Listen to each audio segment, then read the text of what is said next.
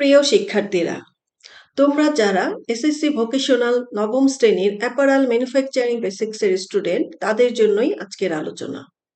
আজকে আমরা ট্রেড 1 এর প্রথম অধ্যায় থেকে অ্যাপারাল ম্যানুফ্যাকচারিং শপে ব্যক্তিগত নিরাপত্তা ও নিরাপদ পোশাক ও সরঞ্জামাদি নিয়ে আলোচনা করব। তোমাদের সাথে আছি আমি রেশমি সুলতানা, চিফ ইন্সট্রাক্টর, সরকারি টেকনিক্যাল স্কুল অ্যান্ড কলেজ। তাহলে নিশ্চয়ই তোমরা বুঝতে পারছো আমাদের আজকের পাঠ শিরোনাম ব্যক্তিগত নিরাপত্তা ও নিরাপদ পোশাক ও সরঞ্জামাদি। প্রিয় শিক্ষার্থীরা, আজকের ক্লাস থেকে তোমরা ব্যক্তিগত নিরাপত্তা বলতে কি বোঝায় তা বলতে পারবে, ব্যক্তিগত নিরাপত্তা সরঞ্জাম কি তা বলতে পারবে এবং ব্যক্তিগত নিরাপত্তা সরঞ্জাম ব্যবহার সম্পর্কে বলতে পারবে। চলো প্রথমেই আমরা জেনে নেই ব্যক্তিগত নিরাপত্তা কি। দুর্ঘটনার হাত থেকে নিজেকে রক্ষা করার জন্য যে সকল সাবধানতা অবলম্বন করা হয় তাই ব্যক্তিগত নিরাপত্তা। শিল্প কারখানায় কর্মীগণ ব্যক্তিগত নিরাপত্তা সুনিশ্চিত করার জন্য ব্যক্তিগত নিরাপত্তা সরঞ্জাম বা পিপিই ব্যবহার করে থাকে। আমরা সকলেই জানি শিল্প কারখানায় কাজ করতে গেলে যে কোনো ধরনের দুর্ঘটনা ঘটতে পারে, আর এই দুর্ঘটনা থেকে পূর্ব থেকেই আমরা নিজেদেরকে নিরাপদ রাখার জন্য যে সাবধানতা অবলম্বন করে থাকি সেটাই আসলে ব্যক্তিগত নিরাপত্তা। তাহলে চলো এবার জেনে নেই ব্যক্তিগত নিরাপত্তা সরঞ্জামগুলো কি।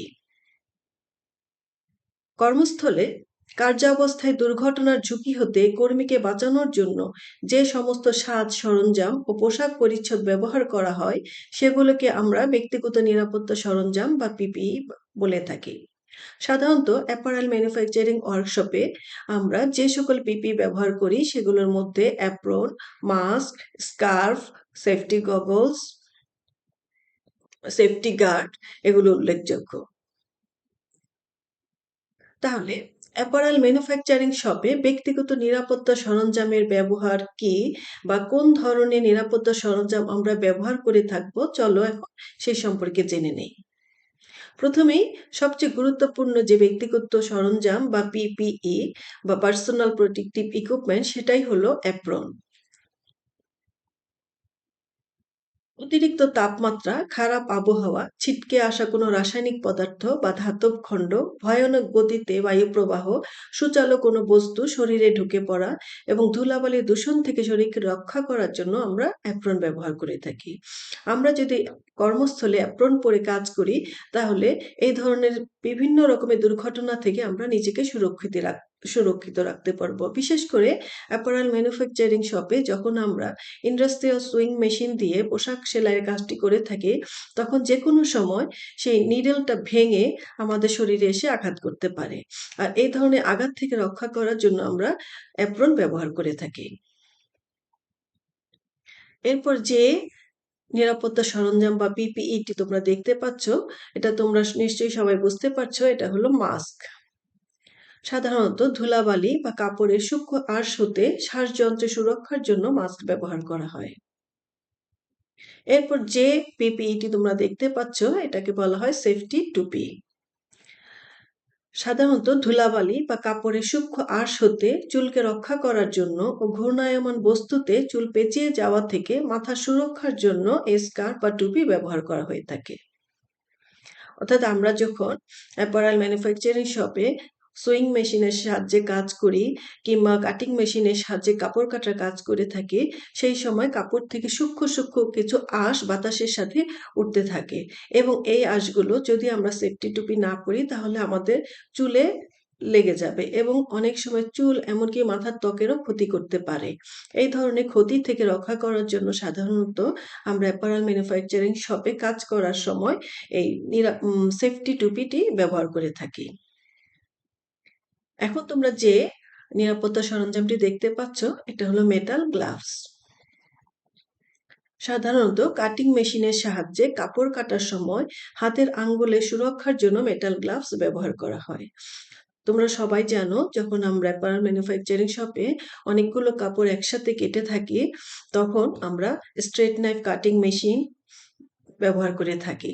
আর স্ট্রেট নাইফ কাটিং মেশিনের মধ্যে যে নাইফটা ব্যবহার করা হয় সেটা অত্যন্ত ধারালো থাকে এবং মেশিনটি যেহেতু বিদ্যুৎ চালিত হয় এবং মেশিনটিকে চালনা করার সময় নাইফটি অটোমেটিক ওঠানামা করে, সেই সময় যদি একটু অসতর্ক আমরা থাকি তাহলে যেকোনো সময় এই নাইফটি আমাদের আঙ্গুলে লেগে আঙ্গুলটি কেটে যেতে পারে। হাতের আরো বড় রকমের দুর্ঘটনা ঘটতে পারে।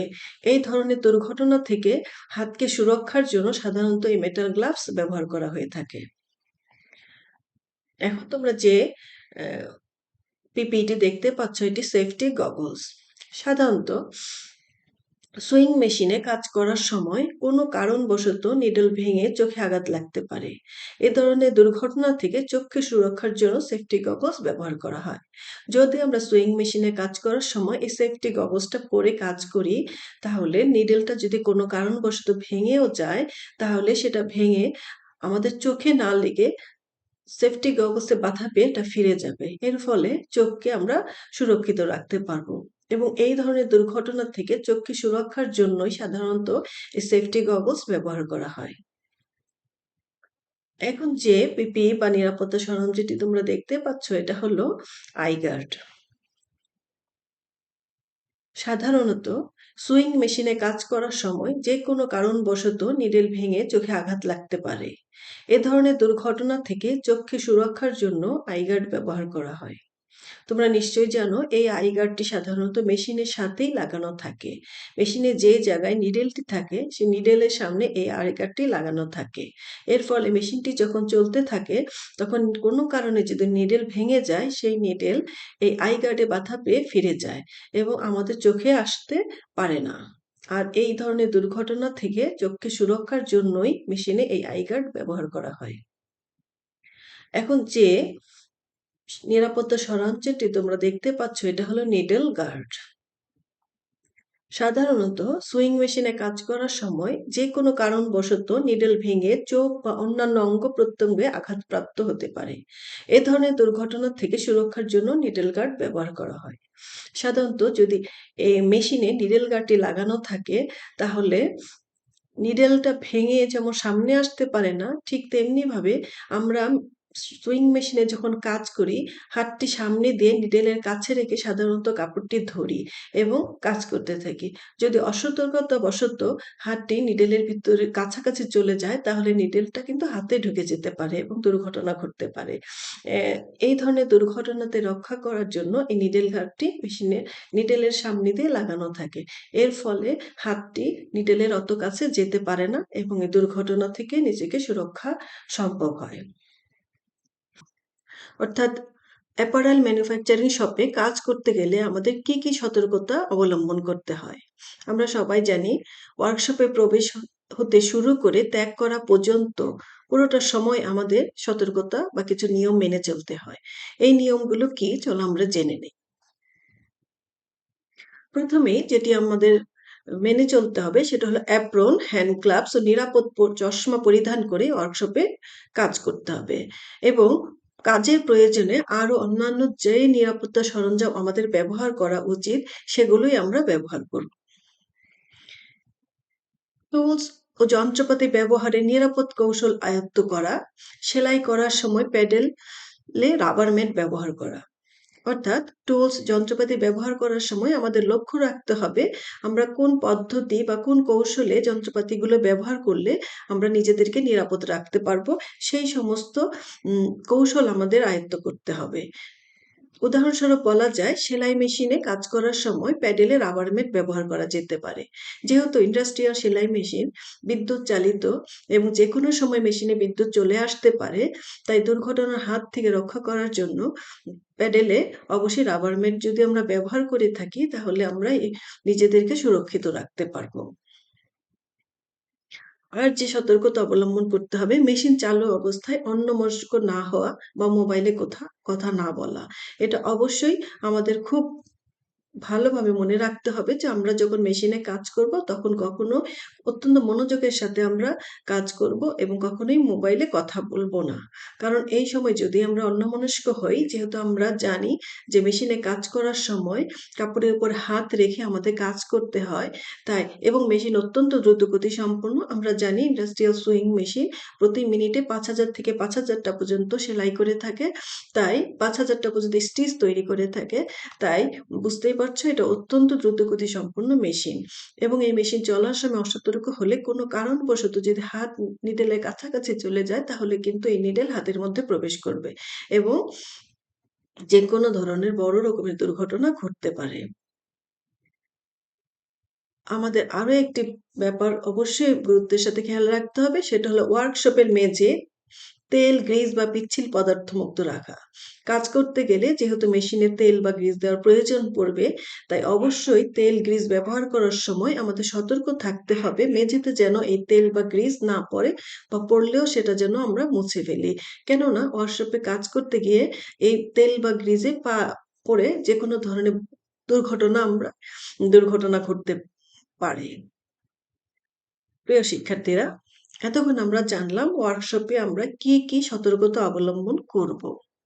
এবার চলো আমরা জেনে নিই এই সতর্কতা অবলম্বন করার প্রয়োজনীয়তা কি, অর্থাৎ কেন এই সতর্কতা অবলম্বন করা হয়। প্রথমতই ওয়ার্কশপে কর্মরত কর্মীদের জীবনের নিরাপত্তার জন্য। একটু অসতর্ক হলে জীবনের উপর একটা হুমকি থাকতে পারে, এমনকি জীবন নাশেরও হুমকি থাকতে পারে। তাই কর্মীদের জীবনের নিরাপত্তার জন্যই আমাদের এই সতর্কতা অবলম্বন করতে হবে। কর্মীদের শরীরের বিভিন্ন অঙ্গ প্রত্যঙ্গের নিরাপত্তার জন্য সতর্কতা অবলম্বন করতে হবে। কারণ আমরা যদি অসতর্ক হই, কাপড় কাটার সময় যদি অসতর্ক হই, কাটিং মেশিনের সাহায্যে আমার হাত কেটে যেতে পারে, আঙ্গুল কেটে যেতে পারে। সুইং মেশিন ব্যবহার করার সময় যদি আমরা অসতর্ক হই, তাহলে নিডেল হাতের বা আঙ্গুলের মধ্যে ঢুকে যেতে পারে। নিডেল ভেঙে আমাদের চোখে এসে চোখের দুর্ঘটনা ঘটতে পারে। কাজে দেখা যাচ্ছে ওয়ার্কশপে কাজ করতে গেলে আমাদের বিভিন্ন অঙ্গ প্রত্যঙ্গ কিন্তু ক্ষতিগ্রস্ত হতে পারে এবং অঙ্গ প্রত্যঙ্গের নিরাপত্তার জন্যই আমরা ওয়ার্কশপে সতর্কতা অবলম্বন করব। ওয়ার্কশপে ব্যবহৃত টুলস ও যন্ত্রপাতির নিরাপত্তার জন্য। ওয়ার্কশপে সাধারণত আমরা অনেক দামি দামি যন্ত্রপাতি এবং টুলস ব্যবহার করে থাকি। এই ধরনের টুলস, যন্ত্রপাতি আমাদের অসতর্কতার জন্য যদি নষ্ট হয়ে যায় তাহলে অনেক বড় ক্ষতির সম্মুখীন আমরা হতে পারি। কাজেই এই যন্ত্রপাতি নিরাপত্তার জন্য আমাদের সতর্কতা অবলম্বন করতে হয়। ওয়ার্কশপে ব্যবহৃত কাঁচামাল ও অন্যান্য আনুষঙ্গিক জিনিসপত্র ব্যবহারে অপচয় কমিয়ে আনার জন্য আমরা কাঁচামাল হিসেবে প্যাটার্ন পেপার, কাপড় এই ধরনের জিনিস আমরা ব্যবহার করে থাকি।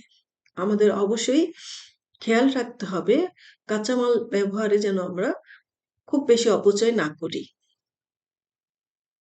সময় সুষ্ঠু ব্যবহার নিশ্চিত করার জন্য একটু সতর্ক হলে আমরা সঠিক সময়ে কাজ করতে পারবো এবং অসতর্কতার কারণে দেখা যাবে একটি কাজ করতে অনেক বেশি সময় নষ্ট হবে। এভাবে সময় নষ্ট না করে সময়ের সুষ্ঠু ব্যবহার নিশ্চিত করার জন্য আমরা ওয়ার্কশপে সতর্কতা অবলম্বন করব। এরপরে সবশেষে আমরা বলতে পারি যে ওয়ার্কশপে উত্তম কর্মপরিবেশ বজায় রেখে সুষ্ঠুভাবে কাজ পরিচালনা করার জন্যই আমরা সতর্কতা অবলম্বন করব। কাজেই শিক্ষার্থীরা তোমরা দেখতে পাচ্ছ ওয়ার্কশপে আমরা এই সতর্কতাগুলো কেন অবলম্বন করব। শিক্ষার্থীরা, এই পর্যায়ে আমি তোমাদের একটি হোমওয়ার্ক দিচ্ছি। অ্যাপারেল ম্যানুফ্যাকচারিং শপে আমরা কি কি ব্যক্তিগত নিরাপত্তা সরঞ্জামের ব্যবহার করে থাকি তার চিত্র সহ বর্ণনা করো। এই অ্যাসাইনমেন্টটি তোমরা বাসায় করবে। প্রিয় শিক্ষার্থীরা, এতক্ষণ আমার সাথে থাকার জন্য তোমাদেরকে অনেক ধন্যবাদ। পরবর্তীতে আমি আরো নতুন নতুন ক্লাস নিয়ে তোমাদের সাথে আসব। সেই পর্যন্ত সবাই ভালো থাকো, সুস্থ থাকো। এই বলে বিদায় নিচ্ছি। আল্লাহ হাফেজ।